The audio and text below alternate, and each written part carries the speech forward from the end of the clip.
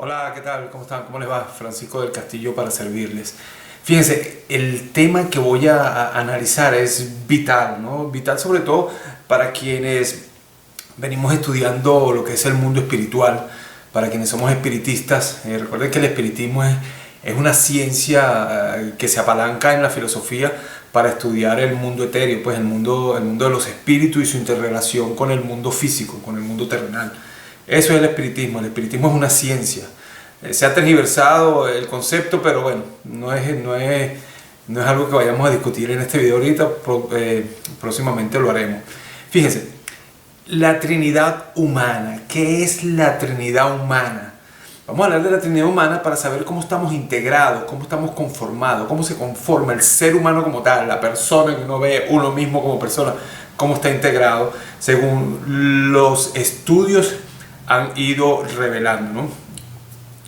Primero que nada hay que recordar que al principio se pensaba que el ser humano era una unidad dual, ¿ok? O sea que estábamos conformados por dos entidades, alma y cuerpo. Nada más se pensaba que éramos alma y cuerpo.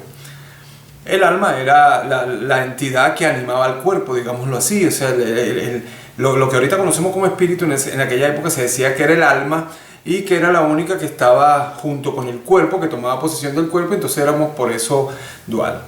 Posteriores estudios, a medida que vamos avanzando y vamos escudriñando más profundo dentro de los conceptos filosóficos que envuelven el mundo espiritual, nos dimos cuenta que debe haber una tercera entidad que haga valedera el concepto del ser humano como ser racional. Recuerden que el ser humano es el único ser racional que hay en el universo y por tanto hasta ahora es el único ser racional que hay en el universo y por tanto debe haber alguna diferencia en comparación a los seres irracionales. Entonces, al estudiar, al escudriñar, a irnos más a las profundidades, la filosofía se ve obligada a identificar una tercera entidad.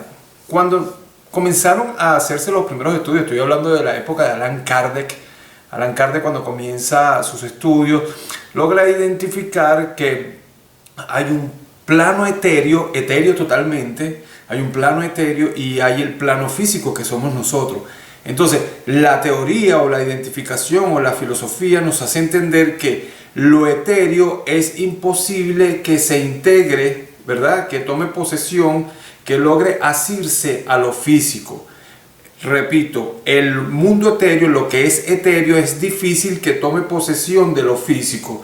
No hay manera de que haya esa conjunción entre lo que es lo etéreo con lo físico. Entonces, el estudio, la filosofía y las disertaciones, la propia dialéctica, los llevó a interpretar y crear un modelo filosófico en el cual incluyen una tercera entidad. Esta tercera entidad es el alma, pero no el alma anterior de cuando nos veíamos como duales, sino un alma que va a ser el vínculo, va a ser el ente encargado de vincular lo etéreo con lo físico, ya que lo etéreo no puede asirse a lo físico, entonces debe haber una entidad que se encargue de vincular a ambas entidades. Entonces, ¿qué pasa?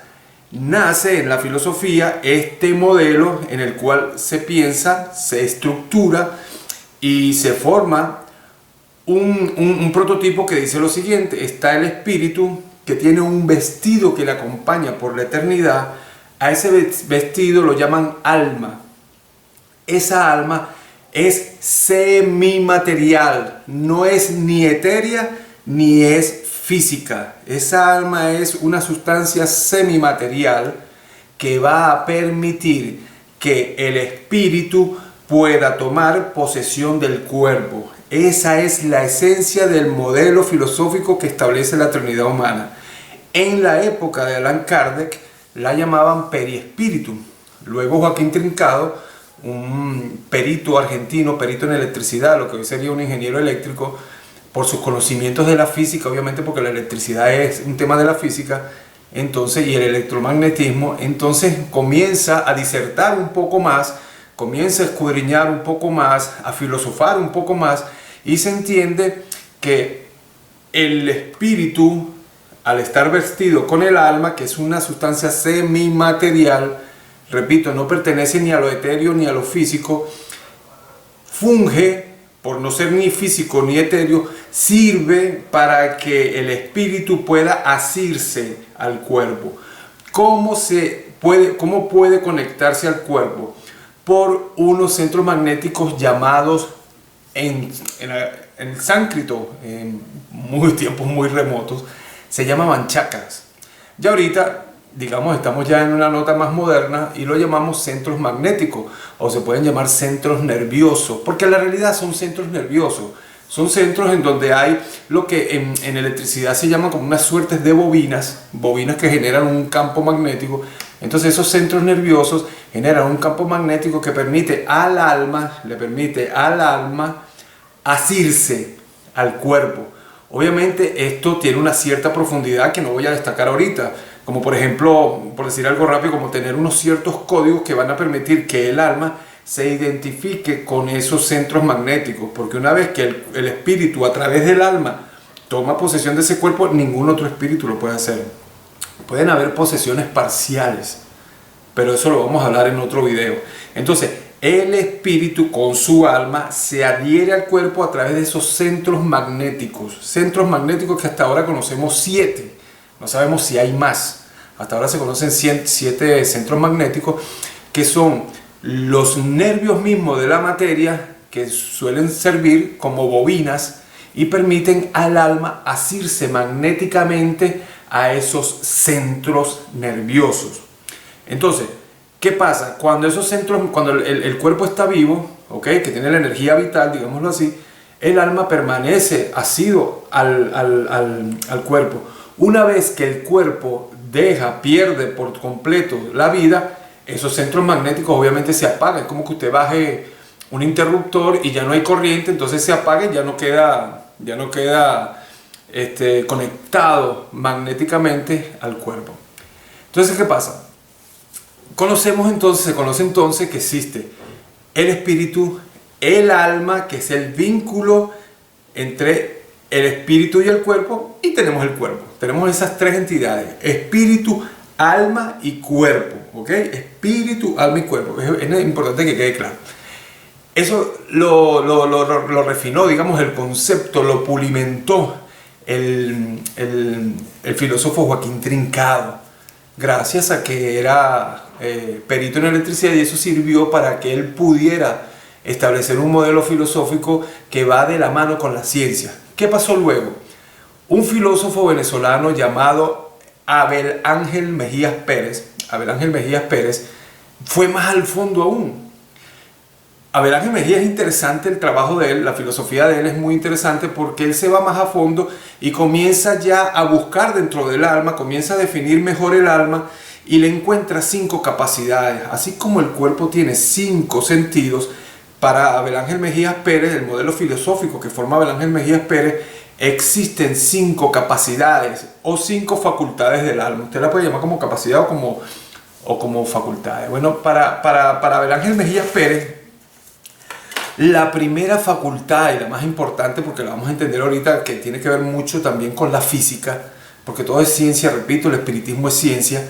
La primera capacidad que él logra identificar en el alma es la de resistencia. ¿Por qué la de resistencia? O elemento neutro. ¿Por qué resistencia o elemento neutro? Bueno, por algo sencillo. Se entiende en filosofía que el espíritu es el polo positivo y el cuerpo es el polo negativo.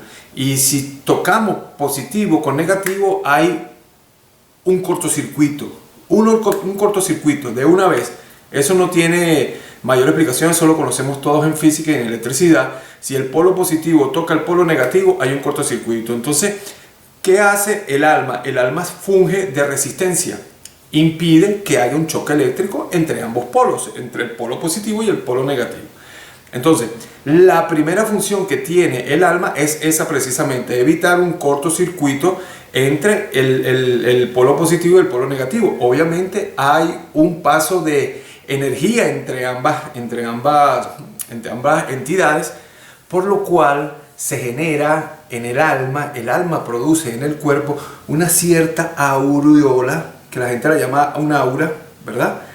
Que es una aura inclusive más grande que la propia aura que tienen los elementos. Pues los elementos, la materia tiene por sí, la cámara Kirlian, la cámara de Kirlian ha fotografiado los elementos y los elementos tienen también una cierta energía. Bueno, pero la cámara de Kirlian llevó y lo reportan algunos mediums, el aura que tiene la materia humana es muy distinta al resto de la materia que hay hasta ahora en la Tierra, por lo menos. No hablemos del universo, pero por lo menos en la Tierra, ¿no? Entonces, por ese principio de resistencia es como un bombillo.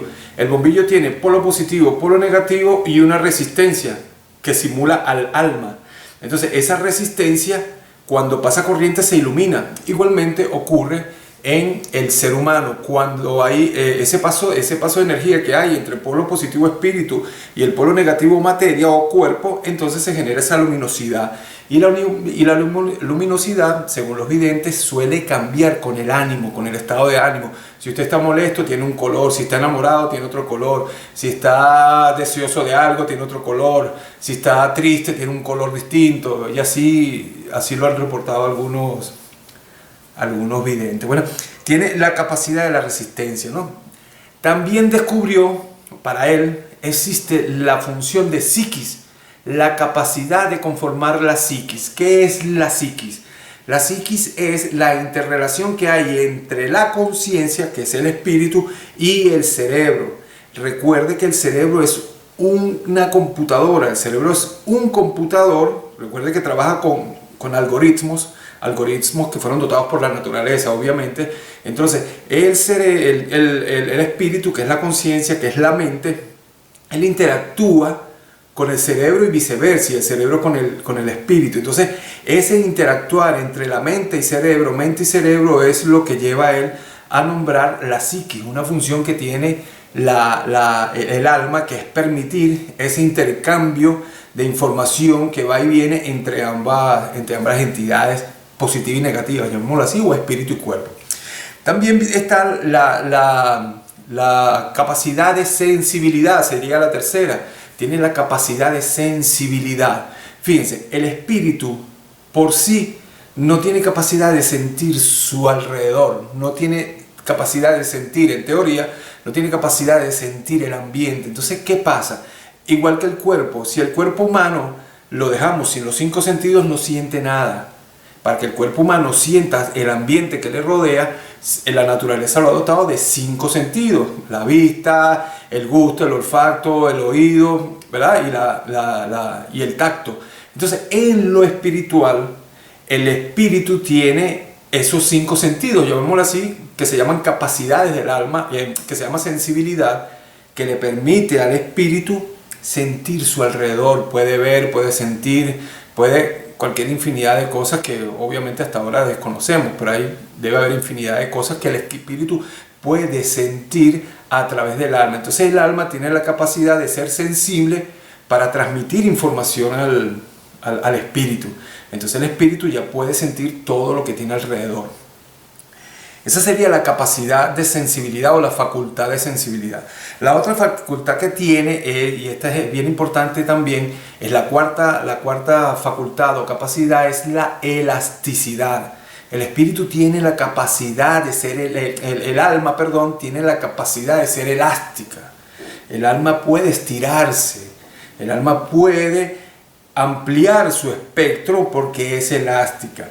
Tanto es así que cuando las personas, por ejemplo, cuando el espíritu se desdoble puede ser consciente o inconsciente.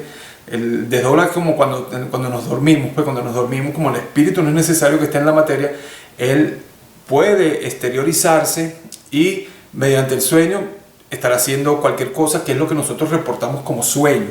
El sueño es un desdoble inconsciente, porque no tenemos dominio de él. Hay otros desdobles que son conscientes, pero ese es otro tema que podemos hablar después y analizar a más profundidad. El desdoble consciente, que hay por ejemplo que gente que está durmiendo y de repente se ve desde arriba viendo su materia y se vuelve a meter rápido porque tiene miedo. Ojo, yo digo meterse, pero hasta ahora no se sabe dónde yace el espíritu, si está dentro del cuerpo o no. Hasta ahora no tenemos conciencia de eso y bueno, más adelante se verá con los nuevos investigadores y las nuevas filosofías que se vayan formando al tema. Bueno, entonces la sensibilidad, la elasticidad permite que cuando el espíritu se desdobla, ¿verdad? Y sale o se exterioriza de su cuerpo y pudiera irse muy lejos, hay videntes que suelen ver como un cierto hilo, como un cordón. Ese cordón es plateado.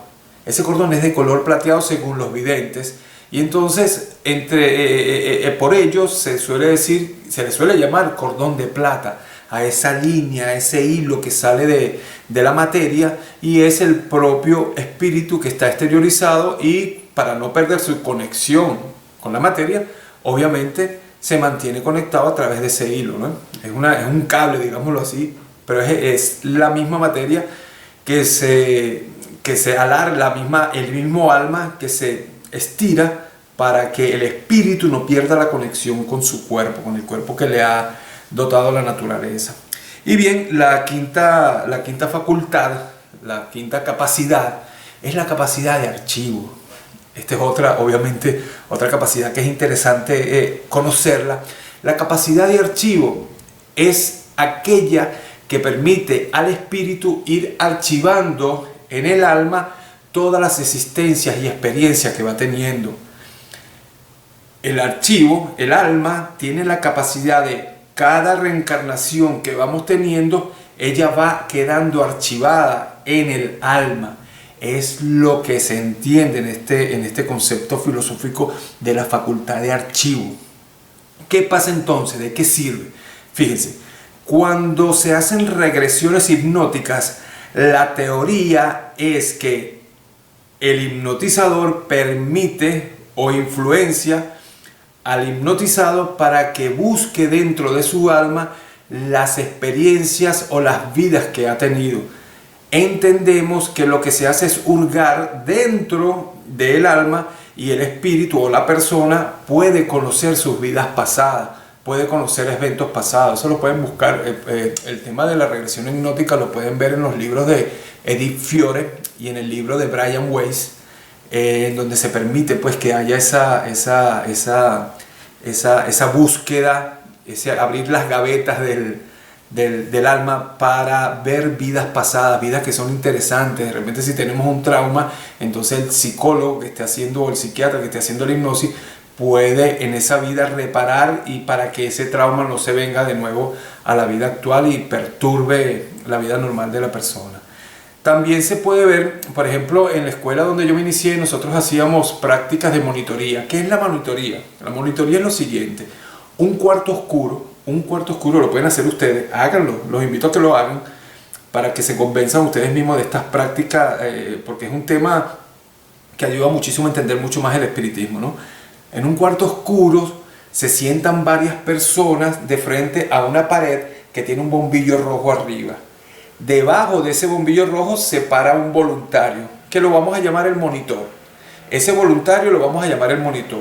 Bueno, entonces las personas que están viendo al monitor, las personas que están viendo el monitor con la luz roja encendida y todo demás apagado, si alguien tiene evidencia, comienza a ver a ese monitor sus vidas pasadas. Puede verlo como un soldado romano, puede verlo como una princesa, puede verlo como un presidente, puede verlo como un guerrero mesopotámico, puede verlo como un barrendero, puede verlo como cualquiera de las etapas que haya tenido en sus vidas pasadas. Eso se llama monitoría. Las personas se sientan frente a un voluntario que está debajo, encima de él está un bombillo rojo encendido y todo lo demás oscuro. Entonces ahí eso se llama monitoría. Lo pueden practicar para que vean los efectos.